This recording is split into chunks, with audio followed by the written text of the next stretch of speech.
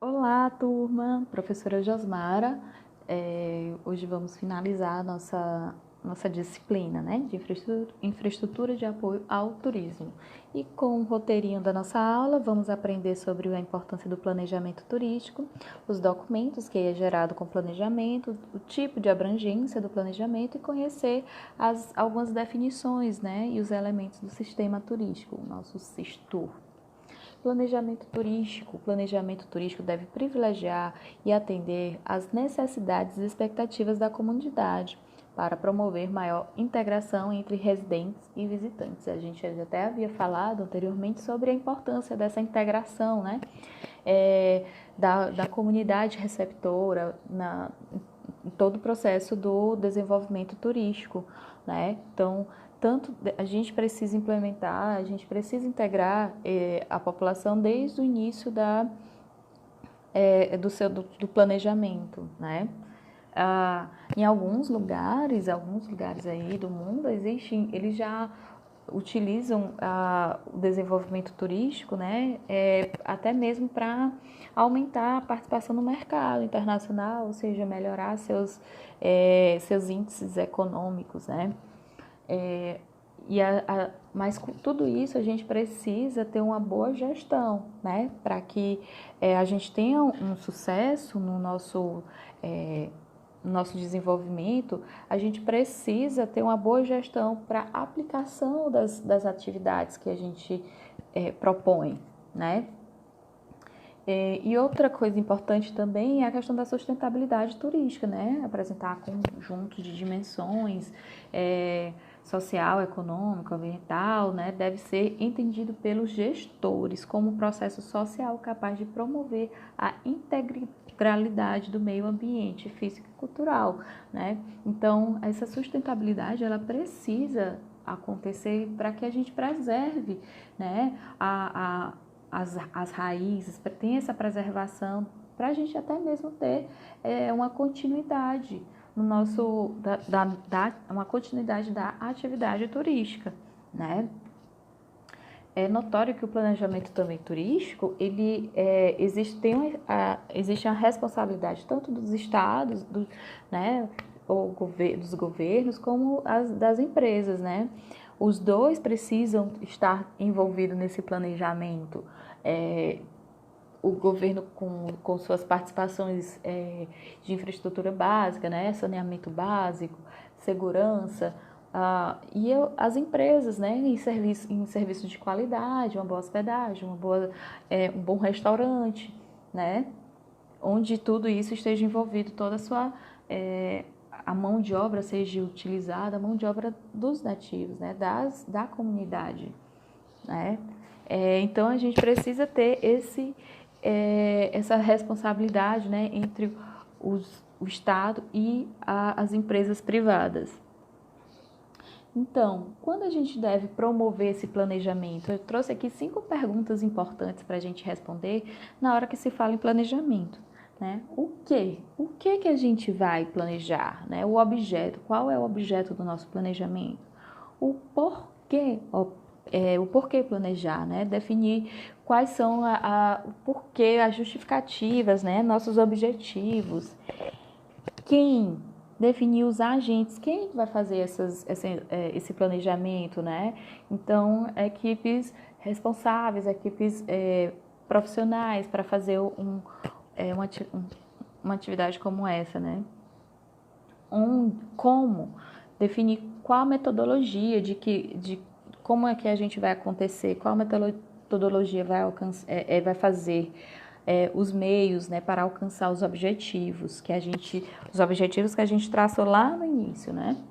Onde definir o local, né, o espaço geográfico, quando iremos fazer esse planejamento, quando estabelecer o cronograma das atividades necessárias para atingir os objetivos estabelecidos. E quanto de custo mesmo, né? Dimensionar os recursos humanos, materiais, financeiros necessários para atingir esse planejamento. Quando a gente responde essas perguntas, né, elas podem gerar alguns documentos, né? Quais são os documentos? São 3 documentos, né? Que é o plano, o programa e o projeto. Trazendo aqui para vocês que o plano, ele é um documento mais genérico, ele é de onde a gente vai tirar as nossas diretrizes, né? Ele é mais abrangente, mais complexo, né? Ou, na verdade, menos complexo, assim, ele não é tão detalhado. E o oposto dele, que é o documento mais detalhado,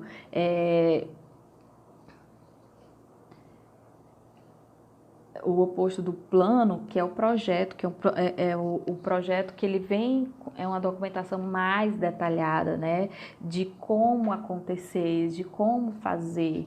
E, por sua vez, os programas, né, que é o documento intermediário, né, que representa um conjunto de projetos, né, ou seja, a gente tem um plano, que é um plano a matriz, né, o mais abrangente, e nele a gente vai tirar alguns programas, né, que dá para o desenvolvimento, e depois a gente vai tirar desses programas, a gente tem os projetos, que é aquela que é mais detalhado, o projeto que ele vem mais direcionado. Quanto isso, também a gente tem alguns tipos, né? De acordo com o tempo, se é longo, médio ou curto prazo, se geográfico, se é local, municipal, regional, se administrativo, né? Público, privado ou misto, os dois juntos, né? É um planejamento misto com a contrapartida tanto público como privado. Econômico, se é algo maior, se ele é macroeconômico, né, algo maior, ou ele é micro, algo mais regional, né, mais local. E o setorial de setores, se é global, intermunicipal, certo? E aí a gente tem as abrangências, que o planejamento pode ser dividido em estratégico, tático e operacional. Né? O estratégico, ele se refere à organização como um todo, ele deve ser realizado pelos cargos e funções mais elevadas, né? Que são a diretoria, as altas gerências. E o principal é porque assim, ele tem a longo prazo. Esse planejamento, ele vem mais... os resultados dele vêm a longo prazo, né? O tático é um planejamento mais de médio prazo, onde os resultados dele a gente se espera em menos tempo, assim, né? Em comparação ao estratégico. E o operacional, ele cuida dos procedimentos, das tarefas mais simples colocadas em prática, né? Os planos mais setorizados, né? De curto prazo. Então, vamos lá. Sistema turístico, o turismo é um fenômeno que envolve várias relações. Seu desenvolvimento está relacionado a implicações econômicas, ecológicas, políticas, judiciários, né? Então, ele não constitui um fenômeno isolado, né? E ao mesmo tempo ele influencia cada um, né? Cada um desses elementos, né? Por exemplo, a gente teve aqui a situação do Covid, né? Que a gente está vivenciando nesses tempos atuais, que o Covid, ele foi um problema de saúde que interferiu em todo nosso, em todo nossos setores, né? Eu trouxe aqui uma definição também muito importante, né? Um conjunto de elementos interdependentes, né? Mas integrantes. Eles são independentes, mas eles são integrantes, assim. Um não precisa exatamente do outro, né? Um grupo de unidades combinadas que formam um todo organizado, cujo resultado é maior que o resultado que as unidades poderiam ter se funcionarem independentemente. Eu trouxe aqui essa engrenagem que ela é bem significativa para o sistema turístico, né, para o SISTU, onde a gente tem uma engrenagem que tem uma caminha que mostra a questão de hospedagem, né, a malinha, aí temos outra engrenagem que tem um sorvetinho, tem um café, que mostra a questão da alimentação, tem aí também a questão do transporte, né? Temos o avião, o carro, né, o carro mostrando a questão do transporte terrestre, o navio, a questão do transporte marítimo, o avião, né, aéreo, então, e uma outra engrenagem onde mostra aí a questão dessa coqueirozinho, que é a praia, né, que a gente já liga a praia, temos aí a igreja, um turismo mais religioso, cultural, mostrando aí pelo símbolo do museu, enfim. Então percebam que são vários setores, né? São vários elementos, eles são independentes, mas que juntos eles funcionam juntos, né?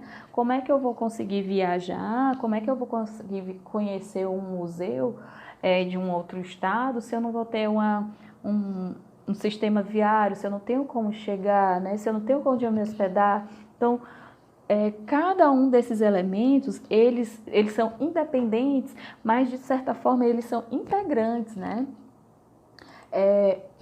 Eles são integrantes.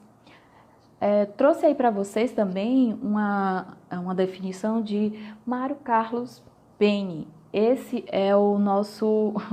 Quem estuda Sistu tem que conhecer esse autor, porque ele é praticamente o pai, né, do Sistu. Então, cada variável que eu mostrei, né, para vocês, cada variável é um sistema integrante com outras variáveis de forma tão completa que causa e efeito não podem ser separados, né? Uma única variável pode, ao mesmo tempo, ser causa e também ser efeito, né? Então, no Sistu, o Sistu é indicado assim, ao estudo do turismo por se constituir em um moderno método que possibilita compreender que cada dessas variáveis do sistema integra com as outras variáveis de forma tão completa, né, que uma se completa à outra, certo? Como o sistema turístico abrange também alguns subsistemas, né, unidades menores de funcionamento do fenômeno turístico, como as relações ambientais. Ao entendermos o turismo como um sistema, reconhecemos a importância das relações entre os elementos, né? Então, vou mostrar aqui para vocês alguns desses elementos, né? O conjunto de relações ambientais, né? O conjunto de relações ambientais é o que compreende aos subsistemas ecológico, econômico, social, cultural, né? Conjunto de organizações estrutural, né? Que engloba os subsistemas de superestrutura e da infraestrutura, né? A superestrutura é o conjunto de normas, regras e leis que regulam o funcionamento da atividade turística, né? Já a infraestrutura, como estudamos anteriormente,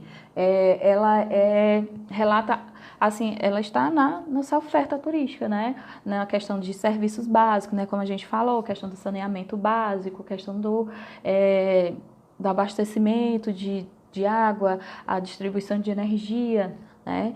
E o conjunto das ações operacionais, que compreende a oferta e a demanda, né? O consumo e a distribuição dos produtos, como a gente viu anteriormente sobre oferta e demanda.